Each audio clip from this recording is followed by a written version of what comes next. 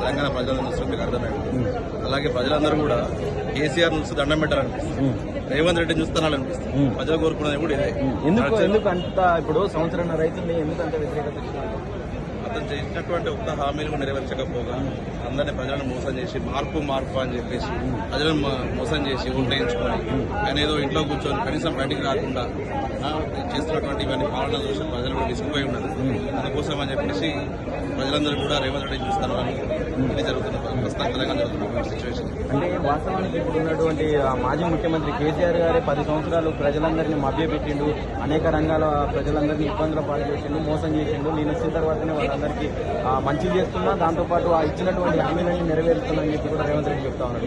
ఏది మభ్యపెట్టడం అంటే కేసీఆర్ రైతు ఇల్లులు ఇస్తా అని చెప్పి ఇవ్వకపోవడం, రేషన్ కార్డు ఇస్తా అని చెప్పి ఇవ్వకపోవడం, ఇలాంటి అనేక రంగాలలో ప్రజలందరినీ ఇబ్బంది పెట్టిండు, మోసం చేసిండు అని చెప్పి చెప్తా ఉన్నాడు. ఎందుకు కేసీఆర్ డబుల్ బెడ్రూమ్లు ఇచ్చిండు, సేమ్ టైం ఏంటంటే రైతు బంద్ ఇచ్చిండు, రైతు బీమా ఇచ్చిండు, కళ్యాణ లక్ష్మి ఇచ్చిండు, కేసీఆర్ కిట్ ఇచ్చిండు. ఇట్లా చెప్పుకుంటా పోతే చెప్పుకుంటూ చాలా ఉన్నాయి.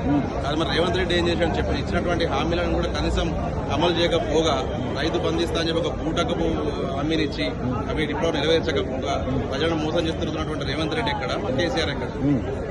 కేసీఆర్ గురించి మాట్లాడే అంటున్నారు రేవంత్ రెడ్డి. ప్రజలందరూ కూడా అదే గమనిస్తూ ఉన్నారు. రేవంత్ రెడ్డి వచ్చి ఇప్పటివరకు ఏం చేసిండు, ఏమైంది, కాంగ్రెస్ ప్రభుత్వం ఎట్లుంది, కేసీఆర్ ఉన్నప్పుడు ఎట్లుండే, ఇవన్నీ కూడా అబ్జర్వ్ చేస్తాడు ప్రజలు కూడా. రాబోయే కాలంలో ఖచ్చితంగా రేవంత్ రెడ్డి స్థానిక ఎలక్షన్లలో కూడా ప్రతి ఒక్క తెలంగాణ ప్రజలందరూ కూడా చూస్తూనే ఉన్నారు, బుద్ధి చెప్తారు ఖచ్చితంగా. రేపు రాబోయే స్థానిక ఎలక్షన్లలో మా బీఆర్ఎస్ పార్టీ విజయం సాధిస్తుంది, మా కేసీఆర్ గారికి ఓటేసి ప్రజలందరూ కూడా చేస్తారు. ఇప్పటివరకు పింఛన్లు ఇస్తారు, పింఛన్లు కూడా టైంకి రావట్లేదు, 2 నెలలకు ఒకసారి పింఛన్లు వస్తారు. అవ్వలు చెప్తా ఉన్నారు, అవ్వలు తాతలు చెప్తా ఉన్నారు. మన మహిళలకు పింఛన్ 2,500 రూపాయలు ఇస్తా అని చెప్పినాడు, ఇప్పటివరకు అవి ఇవ్వడం లేదు. మన స్కూటీలు ఇస్తా అని చెప్పి విద్యార్థుల స్కూటీ ఇవ్వట్లేదు. మన పోస్ట్ కార్డు కూడా చేయడం జరిగినది. ఇలా చెప్పుకుంటూ పోతే ఒకటి కాదు, రేవంత్ రెడ్డి గురించి చెప్పడానికి ఆయన చేసినటువంటి పాపాలకు ఆల్రెడీ బుక్కు నిండుతా ఉంది. మా కేసీఆర్ చేసిన అభివృద్ధి పనులు మీకు కనబడుతున్నాయి, కాళేశ్వరం కావచ్చు, చెప్పుకుంటూ పోతే చాలా ఉన్నాయి. రైతులకు చేసినటువంటి మేలు కావచ్చు, రైతులు మోసపడుతున్నారు, రైతుల ఆత్మహత్యలకు అవుతున్నారు. బీసీలు కూడా చాలా మంది కూడా చాలా రాష్ట్రంలో చాలా ఇబ్బందులు పడుతున్నారు, ప్రజలు కూడా చూస్తూ ఉన్నారు కూడా.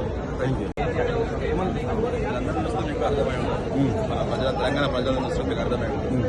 అలాగే ప్రజలందరూ కూడా కేసీఆర్ చూస్తే దండం పెట్టాలనిపిస్తుంది, రేవంత్ రెడ్డిని చూస్తానాలనిపిస్తుంది. ప్రజలు కోరుకున్నది కూడా ఇదే. ఎందుకు అంత ఇప్పుడు సంవత్సరం రైతుల్ని ఎందుకు అంత వ్యతిరేకత? అతను చేసినటువంటి ఒక్క హామీలు నెరవేర్చకపోగా అందరినీ ప్రజలను మోసం చేసి మార్పు అని చెప్పేసి ప్రజలను మోసం చేసి ఓట్లు వేయించుకొని ఆయన ఏదో ఇంట్లో కూర్చొని కనీసం బయటికి రాకుండా